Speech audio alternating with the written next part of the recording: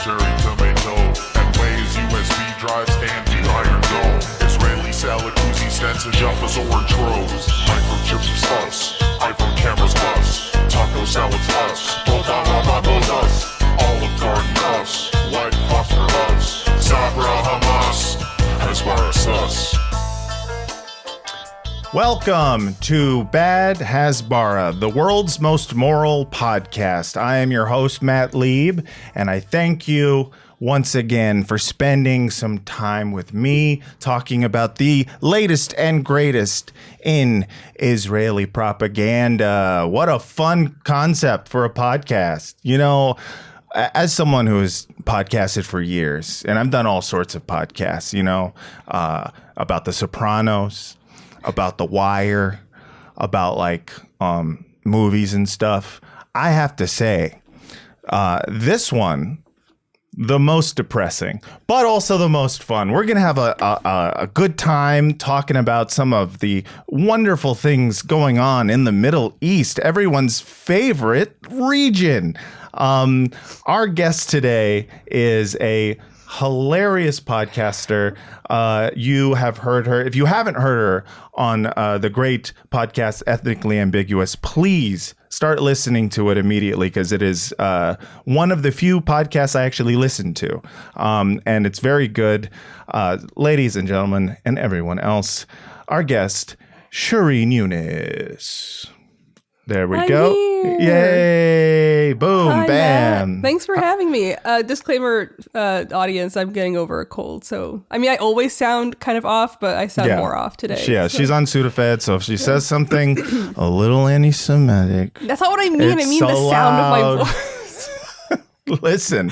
But sure. One time, Roseanne Barr took too much Dayquil, I think, and started saying racist stuff. So I understand if, you know, sometimes a little slips out. I'm just kidding. Shereen, thank you for coming on this podcast. Thanks for inviting me. You know, we've been homies for a long time. We've talked about this subject for a long time.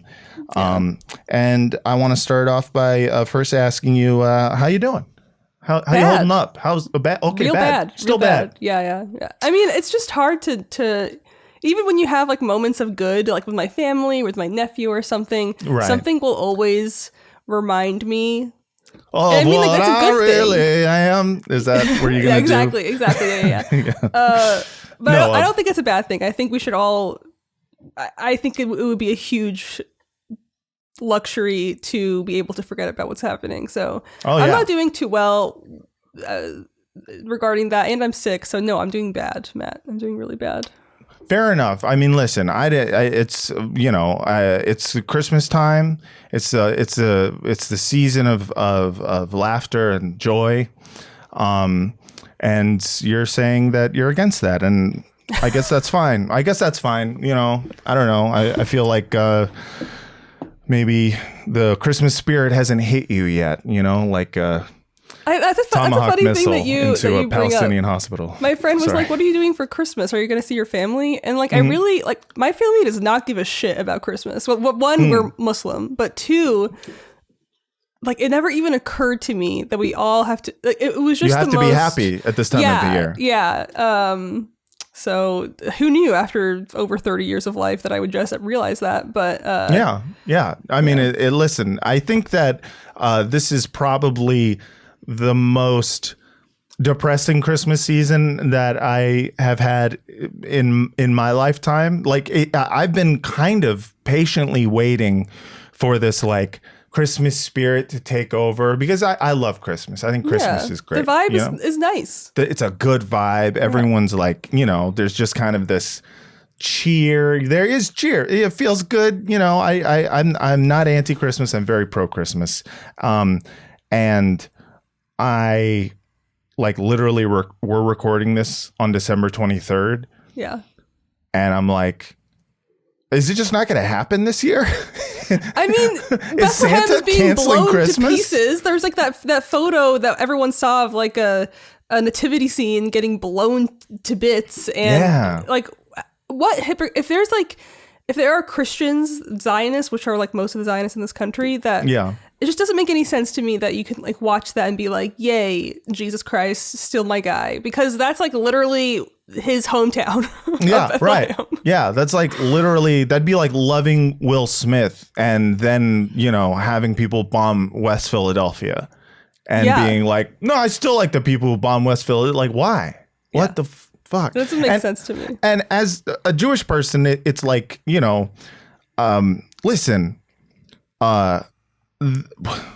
we have been trying to avoid the charge of starting a war on Christmas forever, bro. Forever. Wait, when you put it that way, that's really fucking funny. Yeah, it's like we are desperately trying to be like, no. We love Christmas. We love Christmas. You know what? We're gonna celebrate Hanukkah and we're just gonna make it Christmas, but it's got blue and white lights. You know, like we have been trying so bad to not kill the Christmas spirit just to keep peace with our Christian neighbors. At least, you know, I'm talking about diaspora Jews. Right.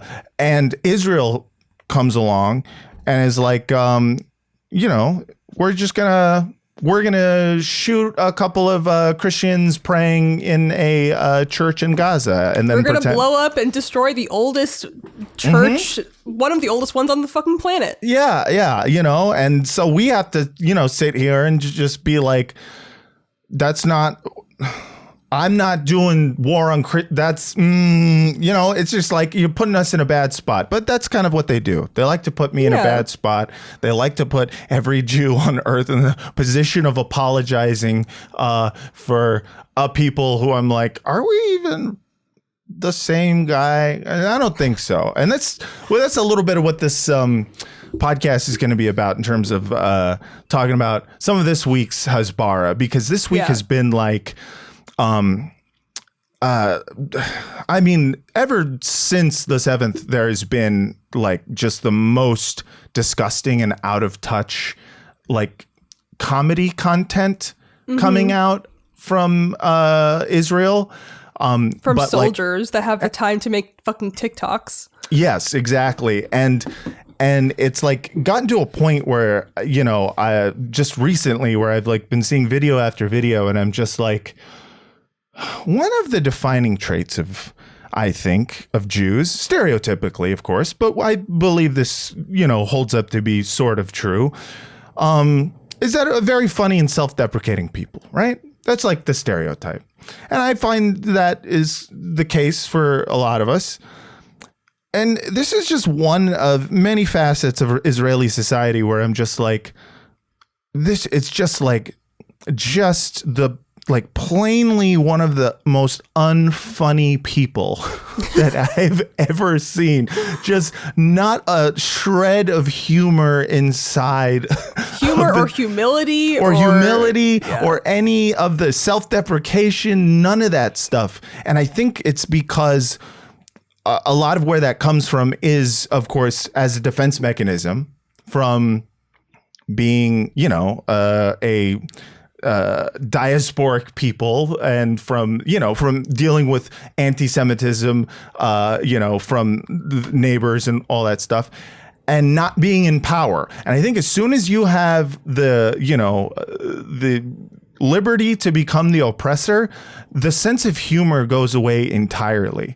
And so like, this. But you don't know it. Like you still think you're funny. You know what I mean? Like you're oblivious to the fact that you're just insufferable. Yes. And I'm like, and I'm watching it and I'm just like, usually Hasbara is very American focused, right? It's for an American audience. It's meant to be funny or not funny, but it's meant to be for us. It's meant to be like something that we're going to understand, a propaganda spin that like vibes with Western values. They're making being pro-Zionism a brand, like a cool brand. Right.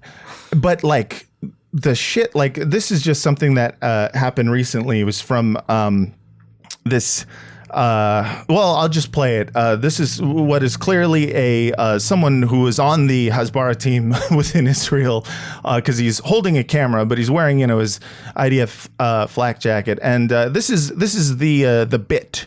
This is the bit they do. Knocking on a door.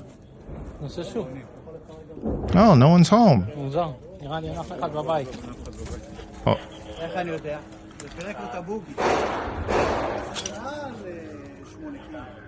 And we pan out and we see that the joke is that all that's left standing of that building is a door. Yeah, I actually saw that because you tweeted about it just a couple hours ago, and yeah, it makes me so. I mean, that's honestly terrible and one of the least offensive ones I've seen as far as like stupid fucking videos go. There's thousands of them. There's just so many videos of like Israeli TikTok in which it's just like an Israeli woman dressing like an Arab covered in blood and doing a covered dance. in dust, and then like for whatever reason like blacking out her teeth, like whatever it is, they it's really fucking gross. And you also see these videos of like live streamers that like, oh, there's an Israeli person, and then they're just very honest and vocal about how they're like, we hate you should die. No, we should kill the Palestinians. And you just like I watch this and I go like, you know, it's just like number one, just a deeply unfunny people. Yeah. And number two, I think that being the oppressor in a society, like being that has warped the entire like cultural vibe of like Jewish comedy, because that's not it's not Jewish comedy to me. Absolutely not. And what I say is Israeli that like, comedy, and Israel is completely separate. Yes, it's just different. I'm sorry, but it's just complete. Like I look at that and I go like, this is not this can't be for us. It's not landing in the way they want it to. It does not I hope land. Not anyway. Listen, I love jokes. I love gallows humor, but I think Israelis think that gallows humor is when the hangman does a joke. Mm-hmm. They think that, oh, you know what's really funny is like if, you know, you kill a bunch of people and then you go like, oh no, now I have to clean up the floor. And it's like, that's not, you're thinking of, I think maybe like parts of a really, you know, like maybe a Scorsese movie or whatnot. And like, that's not, why that's funny in that movie is not why it's funny in real life. You know what I mean? It's like 100%. It's tone deaf and stupid. And I mean, like so many people believe that Israel was like a gift for Jews after the Holocaust, which is not true.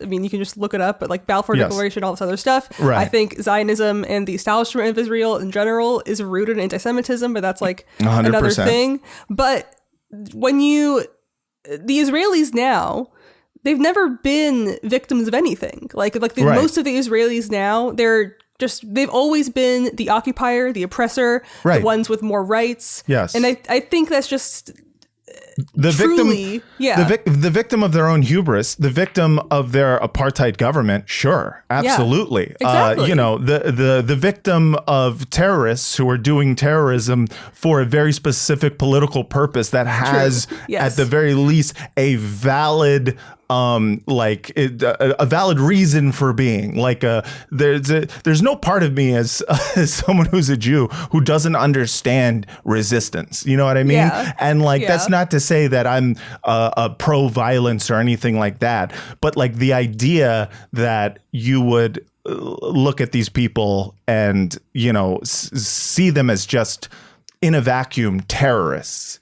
And not, I mean, it's kind of stupid because they do see it, because they see their retaliation as valid, you know? Yes. Yeah. By any means. Right. And the retaliation is always, when it comes at them, terrorism. So it's really stupid. Yeah, it's really insane. And it's really like, I watch something like that and I'm just like, you know, it's one thing to say like, oh, you know, we're all indigenous to the land. Like I look at that on its face and I know like, oh God, like, I'm sorry, but you're doing, you know, we're all from Africa. Like that's what you're doing. You just reminded me that Eve Fartlow is trending again. Yeah, I love when Eve Fartlow trends. It's beautiful.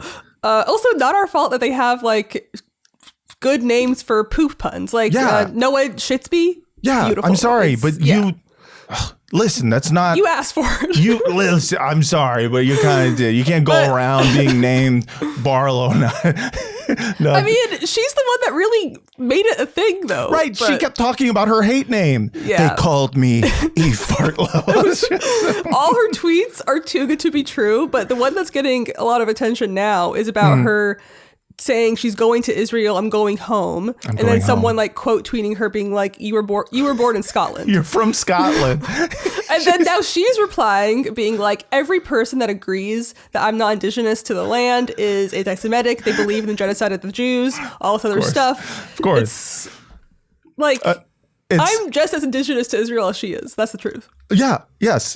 And listen, I'm sorry, but I've heard this before.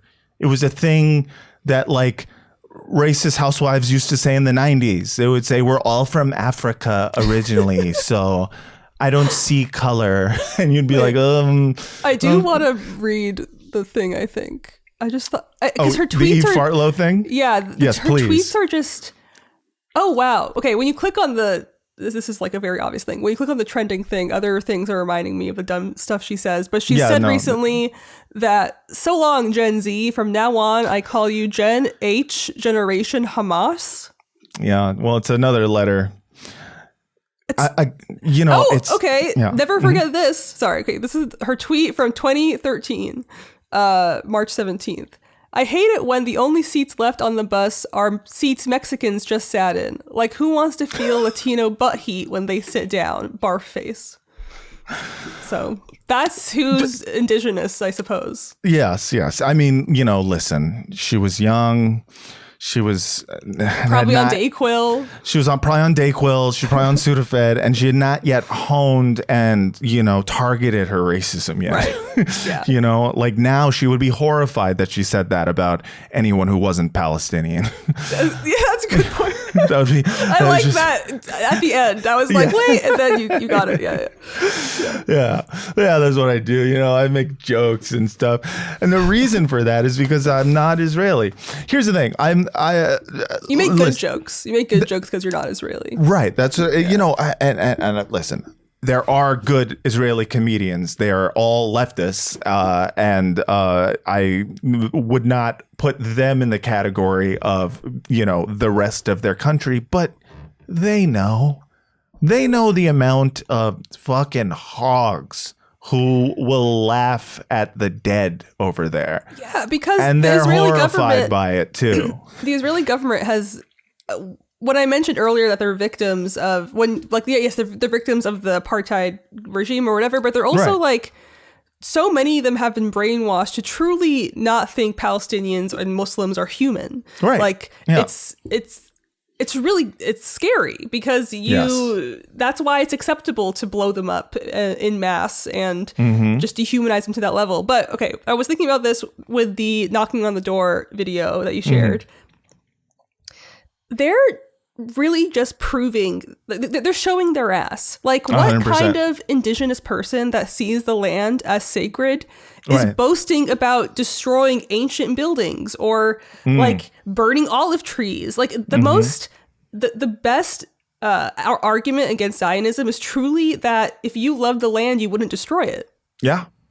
No, I mean, I think that is 100% true. I think the idea of like tying the Zionist project to like a sacred religious love for the land, Ben Gurion going to the beach and kissing the ground and stuff like that, and standing on his head and all that, like this idea of this beautiful sacred promised land thing. It's like one of many myths surrounding Zionism as being anything other than about domination and ethnic cleansing.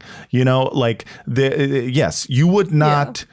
In that way, I'm glad that there are these the videos. Holy Land. Yeah, but like, do you know what I mean? Like in that way, I'm glad that they're so oblivious to post this kind of shit because that's the truth. That's who they are, and so real people with actual brains will see that for what it is. Yeah, but So yeah, in a way, it's kind of nice that they're so shameless because I know, we're getting it straight from the source. I know it's really like, again, this is one of the reasons I wanted to start this podcast, was because I was like, oh, they're so bad at it now. Yeah. They're so bad at it. They're really bad at it now. They used to be good at it though. And like, I'll still talk to people who like, they were so good at it. People are still repeating, Give me an example. I don't know if I follow. They were good at it in that like they could get the liberals on board. That's true. By being like, we love gay people. We are, the Chelsea Handler Noah Shitsby video. Have you seen videos of that going around?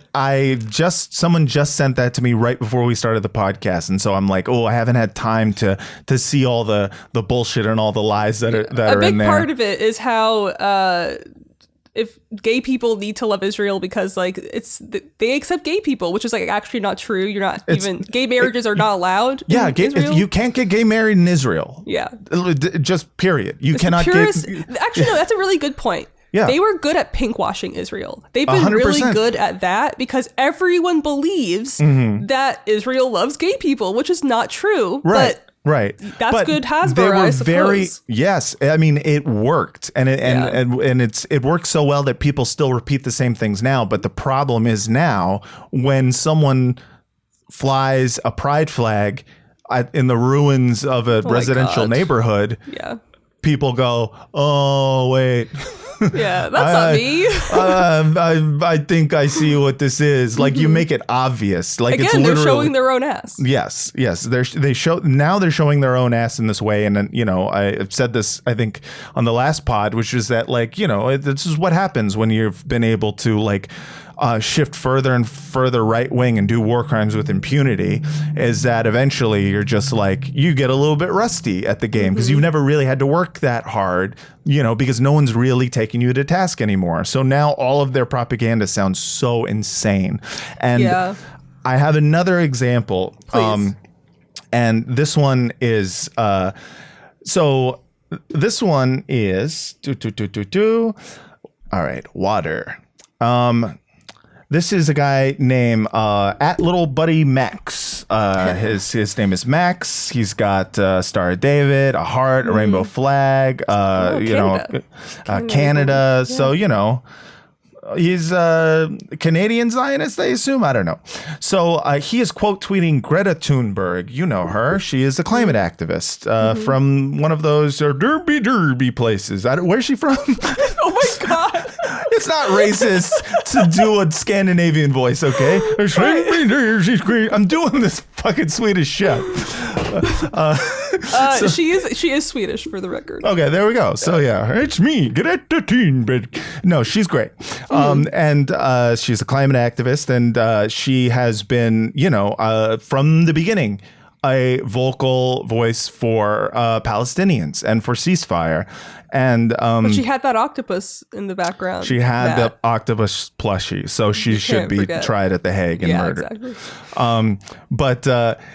So she posted Climate Strike Week 279 hashtag Fridays for Future hashtag Climate Strike, and in Swedish, it says, a big sign in Swedish that says like strike for climate. And then right next to it is a sign that says free Palestine.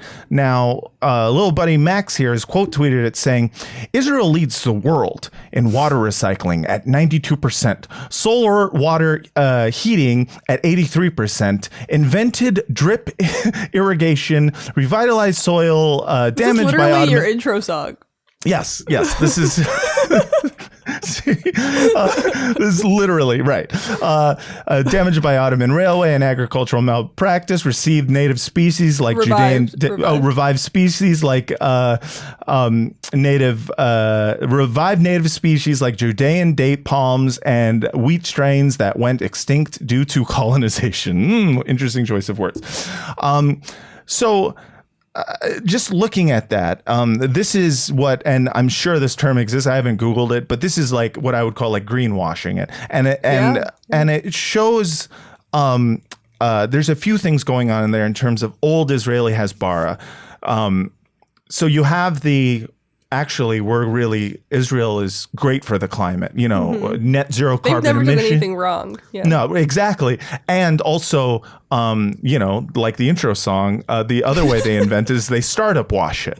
They go like, look at all the things we invented, the cherry tomato, We're USB. geniuses. Yeah, we're geniuses, And so just like looking at that now, when I saw that, the first thing that I tweeted was, thank you so much for bringing this out, into the open. Israel does not get enough credit for being like the best in the West at banking rainwater. Google West Bank rainwater. Yep. So the bit in there that I was doing was essentially, if you don't know, and I always find a lot of people who don't know this stuff, which is why I'm very happy to explain this shit, is that Israel does not let the occupied territories gather rainwater. There has been an occupation of water since 1967, since the occupation of the West Bank and Gaza Strip. It is like one of those things where when you first read about it, you're like, you see it as like a tweet, and you go like, I don't know, you that can't be real. That can't be real. You're like, okay, maybe that's probably like there's like an grain exaggeration. Of truth. Yeah, and so then I was looking it up, and I found that there is a Snopes article about this, and I was like, okay, I'm gonna read the Snopes article, and I gotta say, shout out to Snopes, because I was honestly like surprised at how much actual research that they did into this. Fucking Snopes, okay? So Palestinians forbidden from collecting rainwater because it's deemed, quote, Israeli property. Which is crazy. Just a side note, like they take their land and then they occupy not just the land, but the fucking sky. Like, yes. Yes, they literally occupy the sky and the contents of the sky.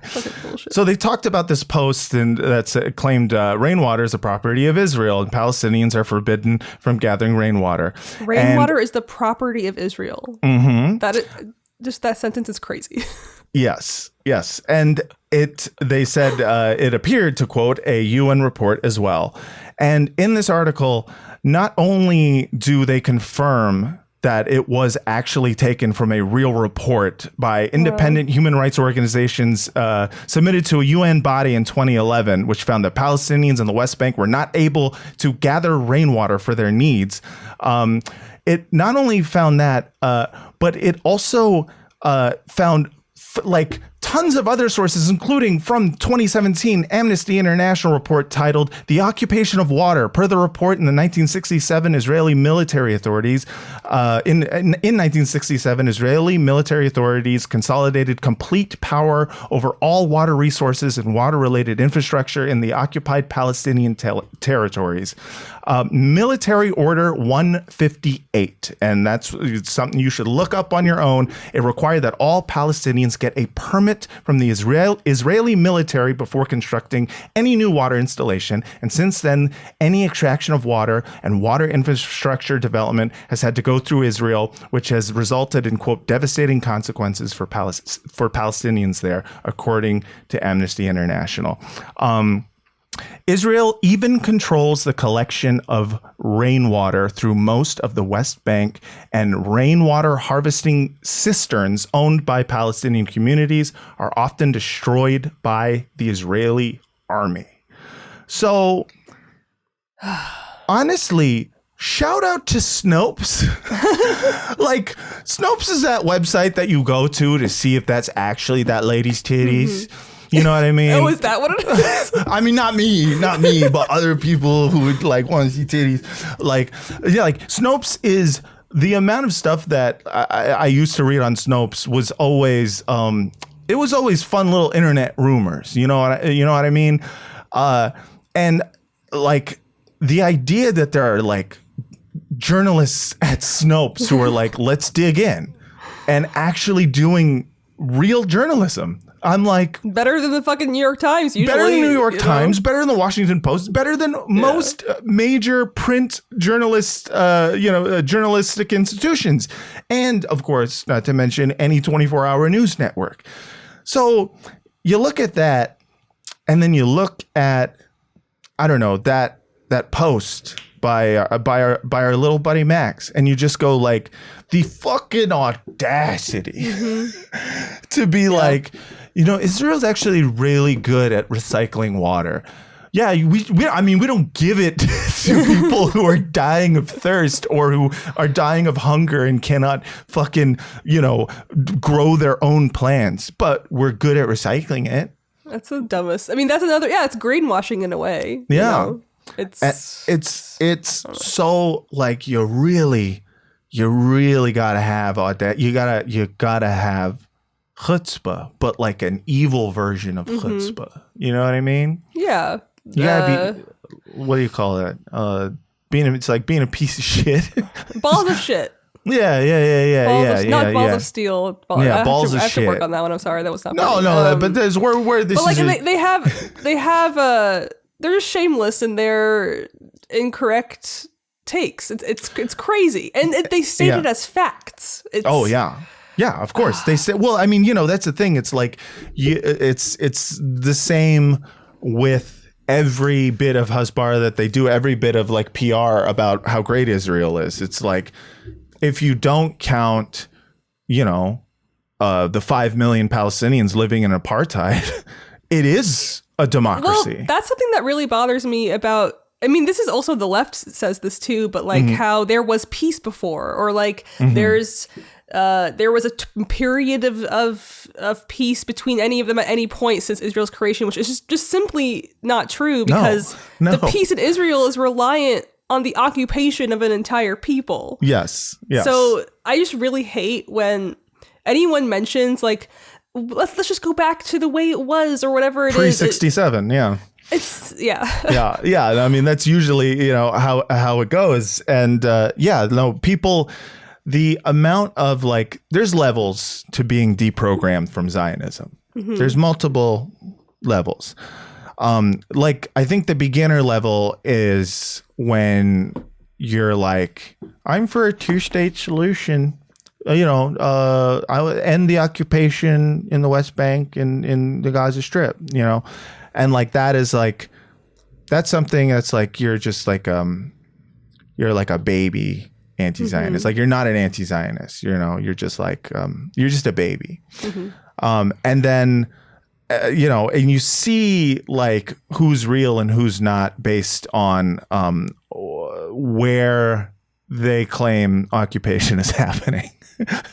Because they don't want to talk shit about Zionism, but they'll say, yes, the occupation is bad. And of course I agree the occupation is bad. The occupation, though, if you are not including the ethnic cleansing of 1948 in your analysis of the crimes committed by Israel, then you are living in this like fantasy world in which everyone is, everyone was peaceful before 1967. It was just like, the Arabs will go to war, and then how Arabs are. Yeah. Shereen, they always go to war. That's us. That's you guys. You're always saying Allahu Akbar and stuff, and we're just like, hey. That's a different fucking bone I have to pick with everybody, because for some reason every Arabic phrase is now terrifying to people, and it makes me so angry. Oh my god. Yeah, no, I mean, it's true. It's just like you can't say fucking algebra anymore without someone trying to call you anti-Semitic. Wait, okay, you're reminding me of something that. Oh yeah, okay. I watched this documentary called Tentor. Have you seen Tentor from 2022? No, I've not seen Tentor. So you might have seen clips of it. It's basically maybe I saw clips of Tentor. It's been going around a little bit just because they interviewed the director interviews these Israeli soldiers who fought in the Nakba, and they're very candid about how they killed everyone in this town of Tentura and how it was really like rich. And then there's a guy that like is laughing about how his friend raped a 16-year-old girl. And right. I have seen those clips. Yeah. So the actual documentary was interesting because it's really good. And I wish they had more Palestinian voices, but I'm going to get to that in a second because I didn't know anything about the director until I looked him up. And in his words, he is the biggest Zionist ever. Oh, and fun. it really confused me because the whole point of the film is to make Israel acknowledge that the Nakba happened and that they did do an atrocity, and then to move on. And that's where the line is for him. It's, I'm a Zionist. I can't condemn these old men because, in his words, they're like my grandparents. Yeah. But if we can just like build a monument to commemorate the people we killed, we'll do a land acknowledgement. Yeah, we can just like end this once and for all. It's like, actually, no, it's not going to end with a fucking statue. Yes, this is, I think, one of the things. It really made me mad. No, I would be furious too, because then you're just like, it'd be like talking about, like, I think we need to acknowledge what we've done to the Native American population. Like, a year before the Trail of Tears, you know what I mean? It's like, or like, it's like if as it's happening, it's like if Christopher Columbus's son was like throwing blankets of fucking smallpox on Indians and going like, man, we really gotta say, like, we've done some bad stuff in the past, man. But it's all in the past. That's the important thing to remember. Like, there's like this desperate need in for Israel. Growth. It's like, oh, we're good now. Even if we were bad before, we're good now. And it's like, no, you're not. Because you will never be good. Yeah, well, that's the thing. It's because you are still mid-ethnic cleansing. Yeah. Like and you've added apartheid on top of that. And I think this is like something that like Israelis desperately want, is to fast forward to the part where they are America and they can do a land acknowledgement and they can do fucking reservations and give Palestinians casinos. They want to fast forward to that part. And the problem is they are still mid-ethnic cleansing. And it's not to, America's not off the hook by any means for being, America is the biggest, toughest thug on the block who is responsible for, if you talk about the biggest terrorist organization in my book on the planet. The biggest terrorist organization, a worldwide terrorist organization. And, so they're not off the hook by any means. The difference is that we are all personally on our phones watching the continued ethnic cleansing, and people in Israel are just like, we just want to get to the part where we can pretend that we didn't want this, and had we been around, we would have stopped it. Can't we get there? It's like peak liberal fucking whiny bullshit. Yeah. And it's, it's one of the reasons I can't stand a liberal Zionist, because you're trying to write the history of being sorry and humble while you still have a chance to do the right thing. Yeah. And for those that don't know, talking about the Nakba, or just even, it's not allowed to be taught in schools. Like, people in Israel are taught a very brainwashed, incorrect version of history where truly they've never done anything wrong, and the Arabs have always been bothering them. Like, that is essentially what they learn. And so the liberal Zionists, as far as this fucking, maybe this director is like this, but it just feels like he took one step towards like good. We're being like, actually, we have to talk about the Nakba. It was a terrible thing we did. We have committed sins. Yes.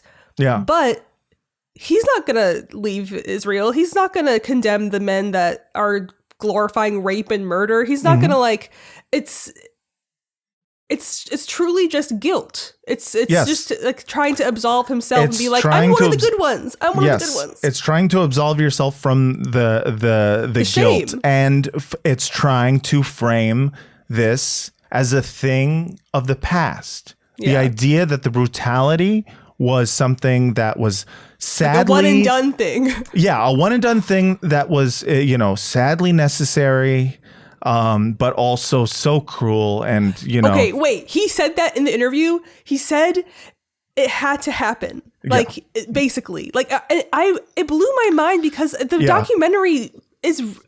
Parts of it are really powerful. And you hear these soldiers, like, being disgusting. And it's truly them showing their asses again, I guess, in a way. Yeah. But that's also part of it. It's like, well, it had to happen, but it was bad. I had almost the exact same experience recently with a book that I had read years ago by this Haaretz journalist named Ari Shavit. It's called My Promised Land. When I first read the book, it was like, I don't know, this was like maybe like a decade ago.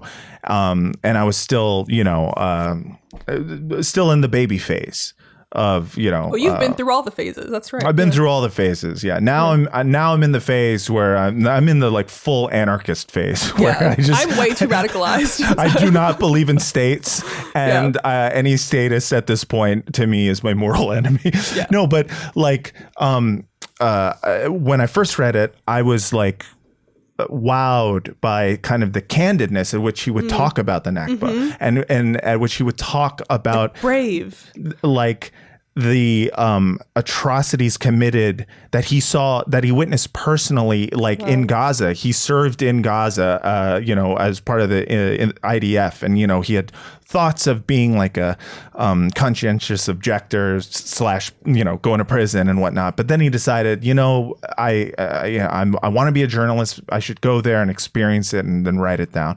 And he, in it, like it was the most candid I'd ever heard an Israeli be about a Nazi comparison, and he said that, of course, we're not the same. Or he said, of course, we are different than the Nazis. But the problem is what I experienced there in Gaza is I realized we're not different enough. That it was the closest that I'd seen someone like just being real about the fact that like this, ban on comparing anything to the Nazis, with regards to Israel is like, this is the first time I'd see someone like take that and say, no, fuck that. And he's probably one of the only people that can do that. What's that? He's probably one of the only people that can do that. You know what I mean? Well, right. I mean, like, especially, an Israeli, I think is like, I just had never seen that before. And I was like, after the seventh, I was like, I'm going to like revisit this fucking book. And I was reading it again, and I was like, wait a second. He was doing exactly what you're describing the director of this documentary doing. I realized as I like at the time that I had read it the first time, I was still in the space where I was like, Israel did what it, what it did in the past was of course awful, but what we really should be focusing on is 1967 and peace and all that. And then as I was like going through this book more and more, it was just like, well, what can you do with these people? As I was like and I was like, wait a second, I agreed with this. And then I was like, but there's so many parts in it that were just like, so like honest and like, and I was like, yeah. And then you would get to this part where he would just basically say that, at the end of the day, if it's them or us, it's got to be us. And I'm like, exactly. And then I was like, you know what? I'm going to fucking, is he on fucking Instagram? And then I went on Instagram and he did like a whole video talking about like just all Hasbara talking points, every single one. On the 7th, this happened, and let me tell you about what Hamas is. Talking about Hamas is an agent, is a terrorist organization that is committed, proxy for Iran, committed to the destruction of all Jews of the world. And I'm just like, I can't believe this, but you wrote the part in the book where you said you were Nazis.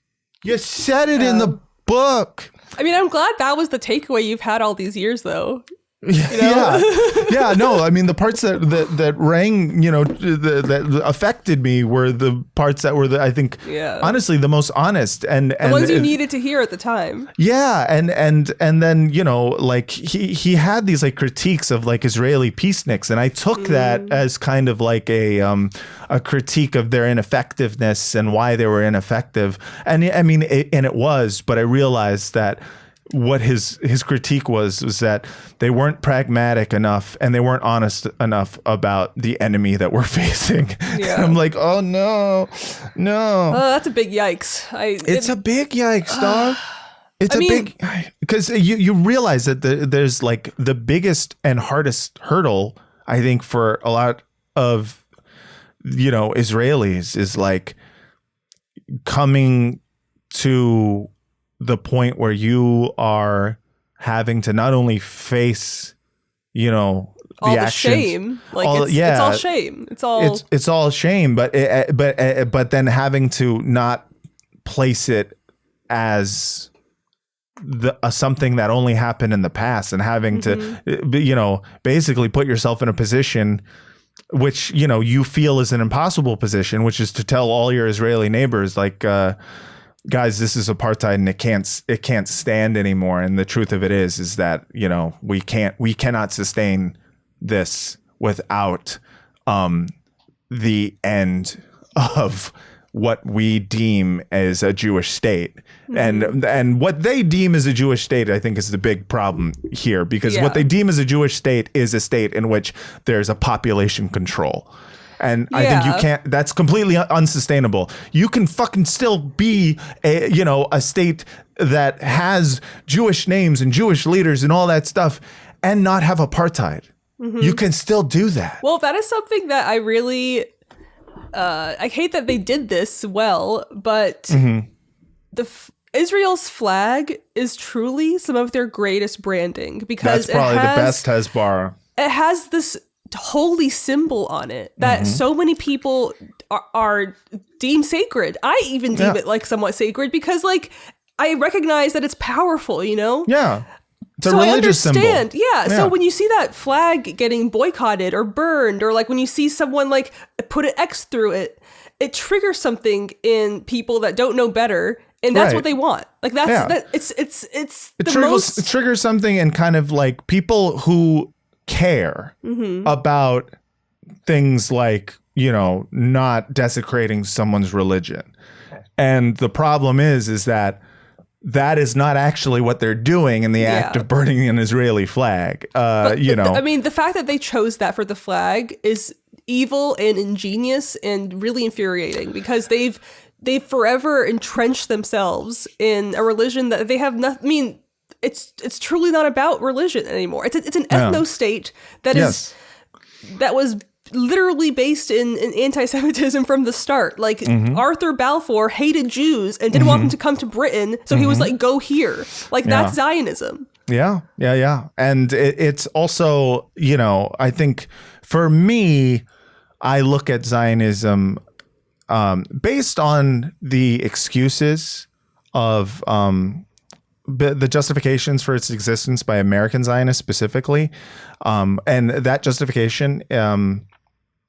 Well, let me just say this: I look at Zionism as defeatism. Zionism is absolutely defeatism. People justify in America. They justify the existence of Israel and the need for the existence of Israel as that place that we're going to need to go inevitably. One day, they're all going to come after us. It's going to happen, and we're going to need Israel, to go to and to bail us out. And to me, I look at the people who support like phrases by Biden, like there's not one single Jew safe in the world without Israel, and supporting that and being like, well, he just understands his history. He understands that no Jew is safe. And I realized that I'm like, the question I guess I would pose to them is like, okay, if an anti-Semitic president came to power, and an anti-Semitic Congress and Senate and all that stuff, and they forcefully deported all Jews to Israel, would that be a good thing? Or because if you don't think that would be a good thing, it's because you're like, no, because I'm not I live here. I'm being deprived of my land, my place of birth, my place where my fucking ancestors are, my mother, my father, my grandfather, like, okay, so to me, I look at this and I go like, so if you actually think that Israel's whole purpose, whole existence is for you to someday, you or your children, your grandchildren someday are going to have to go to, then you're a fucking defeatist. That is your way of saying that, like, at some point, no matter what, we're always going to be the victims. We're always going, they're always going to come after us, no matter fucking what. And I will defend my fucking contingency plan by any means necessary. It means it doesn't matter how many fucking Palestinians get killed. I still will one day, someone I'm related to is going to need to go there. And I'm like, that is fucking, it's not only disgusting for obvious reasons, you would let people die just in case, but I've never thought of it this way. So this is it's a great argument because it's like, I thought you guys were the chosen people. I thought also social justice is a big thing of the, Israel's whole fucking Hasbara plan, with trying to get liberal Americans is like, we believe in social justice. And I'm like, you believe in it to an extent that, you would let all these people die just to defend the idea that someday you might need to fucking hide out because no matter what you do, you're giving up. That's you giving up as it's really a Jewish against all person. the tenets of Judaism to begin with. Oh, of course. Of course it is. Pathetic. Yeah. Yeah. But I'm just like, I look at the, like, I'm giving up thing of like, of this contingency plan that we all have. And I just look at it as like complete defeatism. Yeah. Just complete fucking like, no, at some point we're just there's nothing we can do about it. They're gonna kick us out or try to kill us. And I can't help but look at that and just be like, I don't know how many of you actually believe that. Yeah. It's a double-edged sword, though, because at the same time, they're saying Arabs will always want to kill us. And you know what I mean? Arabs will always be barbaric and evil and they will never change. So we got to make sure that, and that's like the worst part is that it's like, okay, so wait, so someday the Nazis are going to take over America and they're going to fucking try to kill all the Jews. So then we're going to go over to Israel and Israel is still unsafe because it is filled with surrounded by Arabs who hate it. So are you saying we have to kill all the fucking Arabs in the Middle East so that we can be safe? So one day when America becomes Nazi, like there's so many steps removed all to justify this. If we're being honest, this like fucking,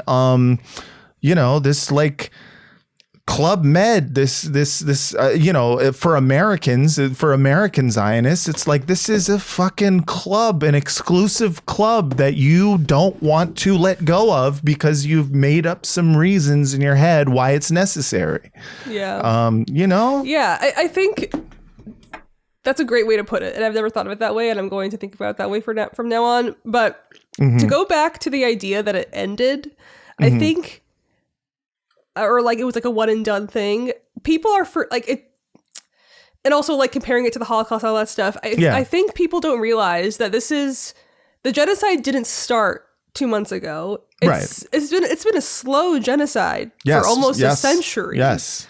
And I mean, by design. Why are we comparing atrocities? Like that's the dumbest thing I've ever even heard. Like, why do we do that? Why do we do that? It's like we don't want to.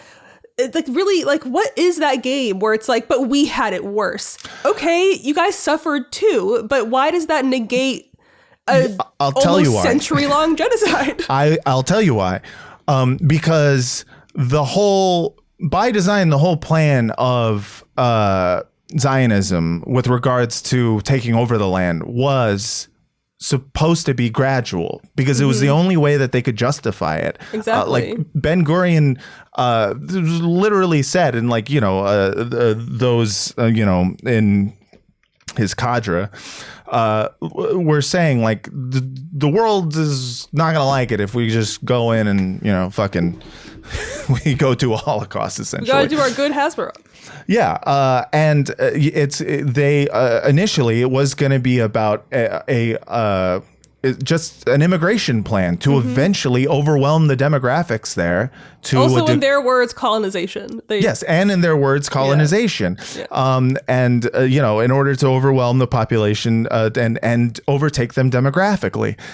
Once the state of Israel was then created, then it became a war, and it became, they saw villages that they said, in order for us to at least have a contiguous fucking strip of land here, we're gonna have to do some massacres. We're gonna have to fucking kill everyone in Deir Yassin. People are fighting us because we're taking their homes. Like it's right. Or people are mad at us because the people who fled, we now own their homes. Framing it as a war even then is fucking bullshit. Like yes. It really makes me mad. But to your point about why this comparison, their whole thing is that, listen, the reason we didn't this is the reason we're trying to do it slowly, is so that it can be palatable. And so every time someone calls this a genocide, they get mad. They say, no, we're specifically not. We could, if we wanted to, kill. They will say this out loud. We could, if we wanted to, wipe them all out, kill them all. That is an argument that I've seen too many times. They've literally said this, and and they say it as just kind of like, well, see, we're not doing a genocide. But what they're mad about is the fact that people are calling them on their fucking bullshit plan, which is to do this fucking ethnic cleansing and genocide, but slowly. Do it so it's palatable. And when people say this is not palatable, they get mad about it because they're like, what the hell, man? Like, we're trying to do it like gentlemen. We're doing it like America did. We're trying to be nice about it. Like we're not trying to do Nazi Germany. We're trying to do America. We will poison the native population. We will deprive them of their rights and their freedoms. We will dehumanize them and call them savages. And we will, turn the world against them. And we'll kill them, through guns and disease. Also using very similar tactics from the Holocaust, like of course they are. Yeah, I mean they'll use the tactics. The one thing they avoid is the death camp, the specific death camp machine, and they say, well, that means we can do whatever we want as long as we're not doing that. It's like one of the things that I've been saying is they say things like, essentially what they're saying is like, hey, listen, it's not a genocide until we kill all of them. That's a crazy take. Once we kill all of them, then you can be mad. And another argument that is ridiculous is they always cite the population growth of Palestine, being like, if it was a genocide, why are there so many Palestinians still being born? Why? How come they're still having babies? And it's like that is not what a genocide is. Like it's literally like, I mean, genocide is in my view. Based on the intent of the genocider. Like that is of course. Where that's the pinnacle. That's where it starts. No, it is absolutely genocide. What is happening? I think the with them, they are saying it's not a Holocaust, is what they're saying. They get triggered when they hear the word Holocaust, and Zionists get triggered when because people are calling Gaza an open-air concentration camp. Right. And a lot of Zionists find that offensive because how dare you compare that to their whole actual concentration camps. It's not that bad. We have actively taken measures to make this palatable to you, and you're not falling for it. Like, that's why they're pissed. That's true. It's really true. That's why this podcast exists. That is why it exists. But, it also exists for this very last bit that I'm going to do. I like to do at the end of all these podcasts, a little palate cleanser. There's some great art. Do you remember there is a list guy? A list guy? He was the one who he went into, I think it was Al Shifa, Oh, the list guy. Yeah, hospital, and he found dumbass. the calendar. Yeah, the one with all the Hamas schedules and the hostages that they're guarding. Yes, yeah. This is a schedule of hostages we're guarding. So someone made this online, and I just wanted to post it. Play it for us here as a palate cleanser to make us, calm and feel good to go into this Christmas, not seething with fucking rage. So I'll play some of it right now. This list in Arabic, this list says Hamas. Hamas. Hamas. Hamas. Hamas.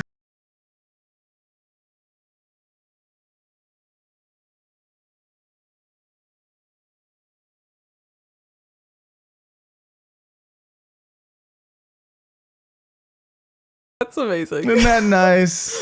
That's good. Also, I love that they included the strong ch in the they did Hamas. the Israeli cha. They did that. I like that. That's really good. That's great. Yeah, so shout out to the creator of that. It was reposted so many times I didn't see who the originator was because Twitter fucking sucks now and you can't see who did the original post. But whoever made that, shout out to you.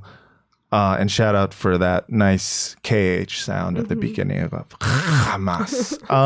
Shereen, thank you so much for coming on Bad Hasbara and talking about some Hasbara with me. That was a nice venting session. So you're welcome. And thank you for having me. Oh, yeah. Thank you for coming on. You're wonderful. People can listen to you on Ethnically Ambiguous. Is that right? Yes, they can listen to me on Ethically Ambiguous. I also am one of the rotating hosts of It Could Happen Here. And great show. I'm also a filmmaker, but like in quotes, because I haven't made a film in a while. So, well, listen, art sometimes is a process. Yeah. Actually, I made one this year. I don't know why I'm being so annoying. Yeah, what are you doing? My point is... You're a filmmaker. That doesn't and matter, you're actually. No, okay. That doesn't matter. I think my takeaway is just to have people keep talking about Palestine and,